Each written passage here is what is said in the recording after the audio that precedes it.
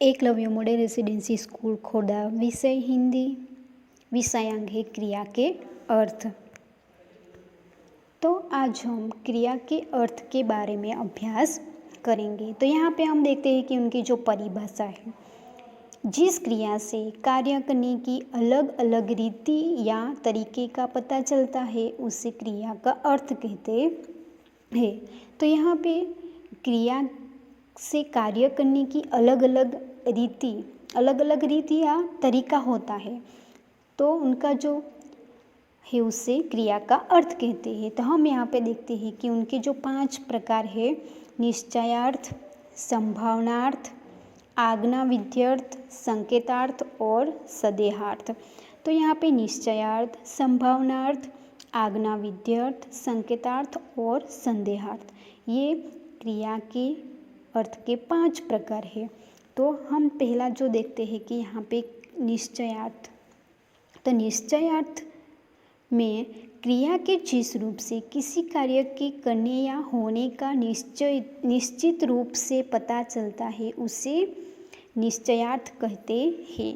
तो यहाँ पे उदाहरण में हम देखते हैं कि वह आता है, वह समाचार पत्र पढ़ता है, उसे जाना चाहिए, वह हंसता है।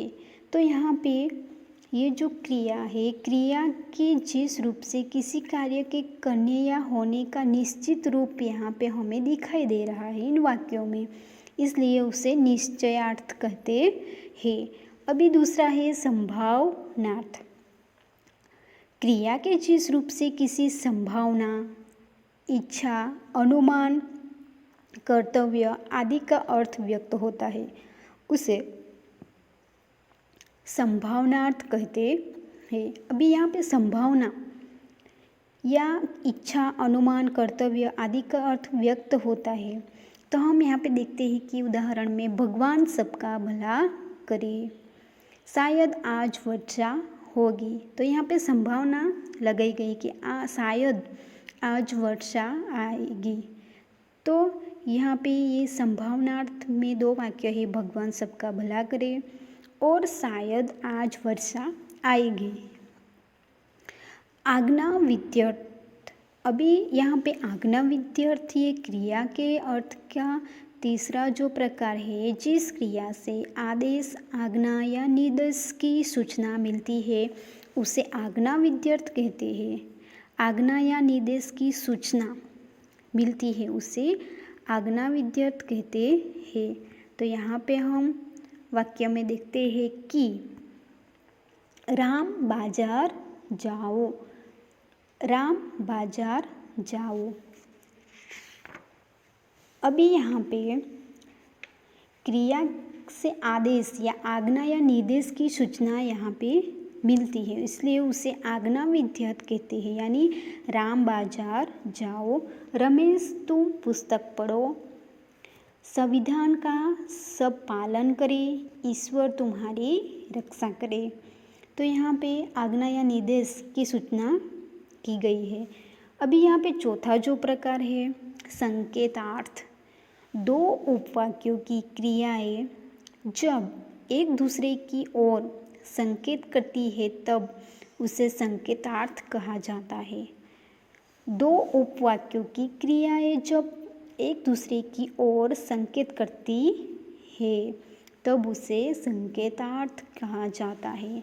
हम यहाँ पे उदाहरण में देखते हैं कि अगर वर्षा होती तो खूब अन्न उगता। यहाँ पे उपवाक्यों की 2 की क्रियाएं जब एक दूसरे की ओर संकेत करती है तब उसे संकेतार्थ कहते हैं। तो यहाँ पे है कि अगर वर्षा होती तो खूब अन्न उगता, यदि धन होता तो सुख के साधन जुड़ जाते, अगर वहाँ आए तो हम चले जाएंगे।